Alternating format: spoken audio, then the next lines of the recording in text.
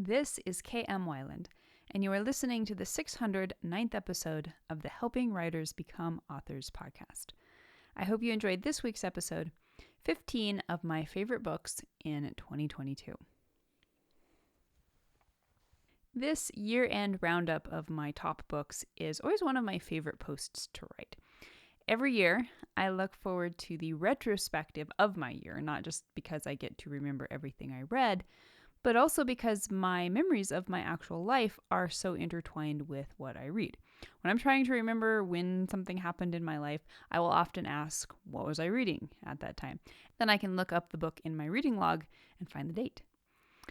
Since I am still in between permanent living circumstances, most of my books are in boxes. And this has been a mixed blessing. For the first time in a very long time, I haven't felt a subtle sense of overwhelm whenever I look at my literally 5-foot-tall to-be-read pile. Rather, I opened just one box of books and slowly worked through its contents, supplemented by whatever randomly came my way through paperback swap, and of course, whatever most tickled my fancy on Kindle. Like so many other areas of my life during these past few years, my reading life has felt rather under siege. I went from consistently reading 100 plus books every year in my 20s to sometimes scraping into the end of the year with under 40 books. For a while there, I just didn't feel like reading, which disturbed me almost as much as the fact I also didn't feel like writing during that time.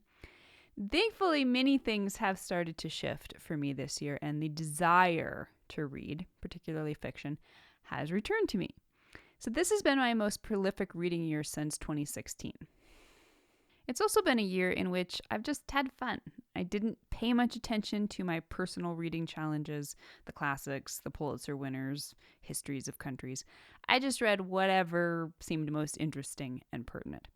And now, I am pleased to share with you some of my favorites from this year. I hope you will share some of yours with me as well. So, just a few stats to get us started. Total books read this year, drumroll please, 69. My fiction to nonfiction ratio was 37 fiction books to 32 nonfiction books. And this year I gave 4 books 5-star ratings, 28 books 4-star ratings, 27 books 3-star ratings, 5 books 2-star ratings, and 0 books 1-star ratings. So to start with, here are the 5 writing books that I enjoyed this year, starting with The Storytelling Animal by Jonathan Gottschall. So this isn't quite a writing book, but it is a deeply interesting and informative look behind the curtains of why the human brain seems to be so wired for interacting with stories, and therefore why stories are of such importance. Some of his examples are a little gross out or juvenile on occasion, but overall, I found it a well-considered examination, it has more questions than answers, of our relationship with story. Next, we have Writing 21st Century Fiction by Donald Maass. Maass is never a disappointment. One of my favorite things about his writing on writing is that he brings as much heart to the table as he does how to. He is a powerful proponent for stories that matter.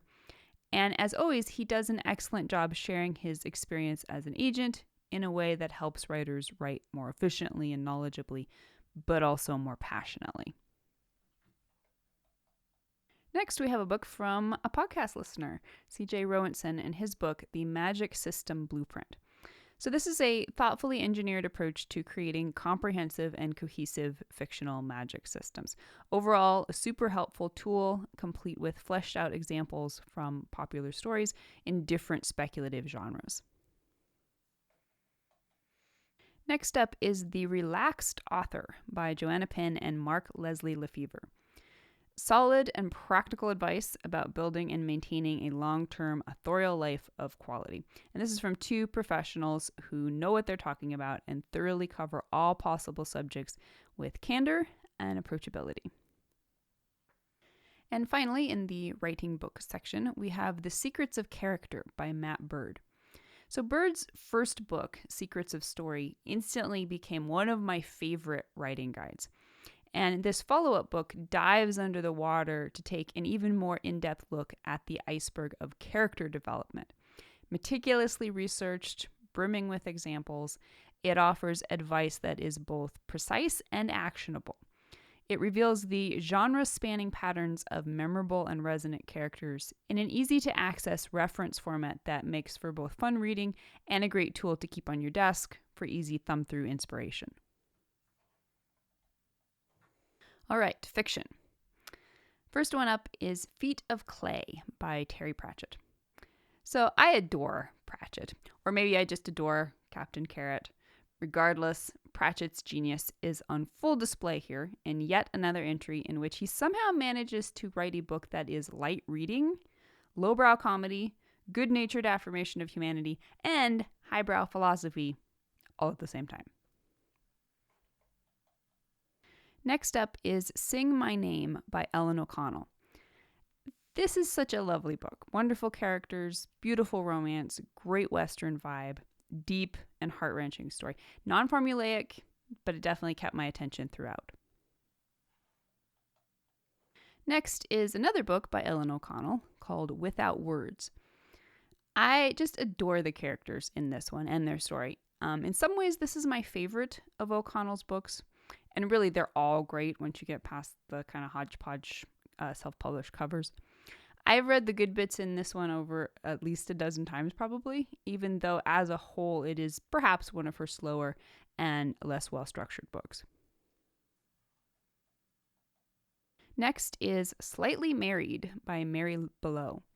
This is a very lovely Regency novel with a deeply likable and realistic, strong and silent hero. Beautiful love story.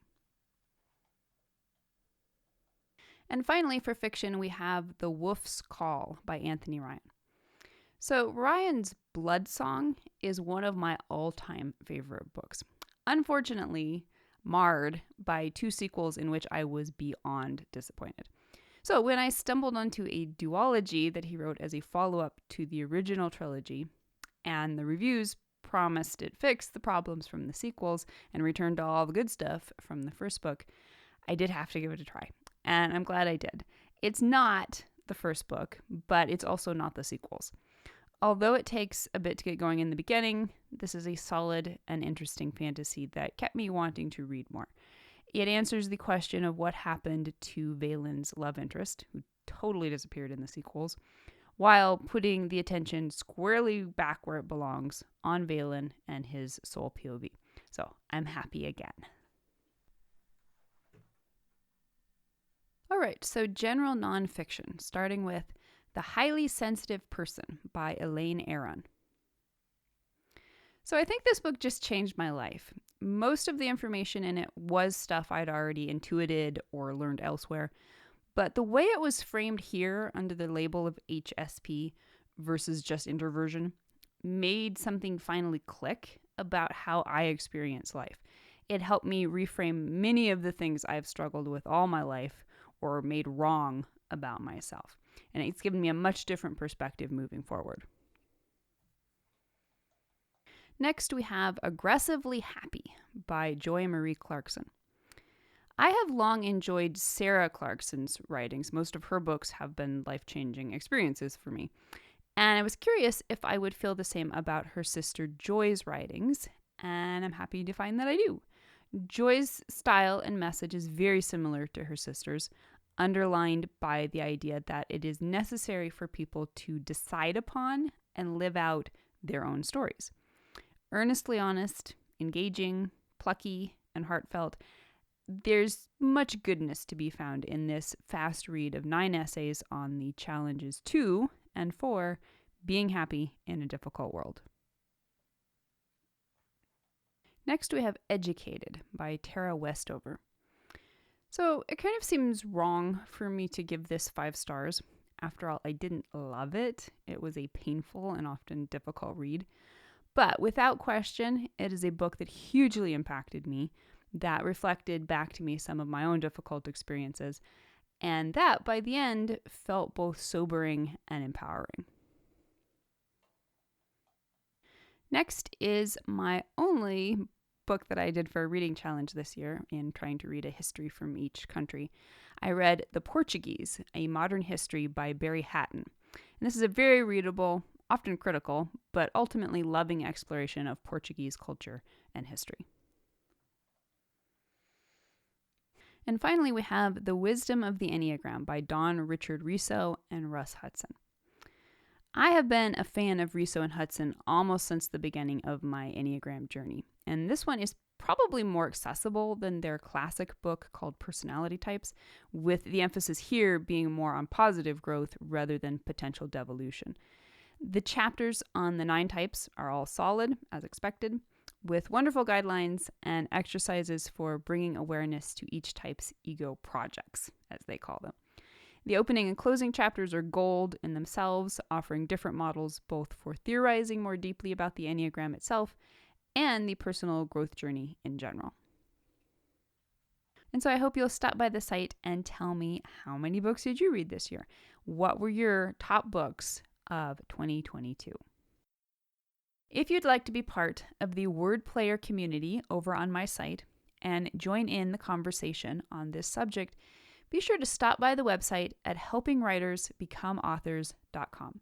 You can always find a transcript of the most recent podcast and add your voice to the discussion by visiting the first post on the site's homepage.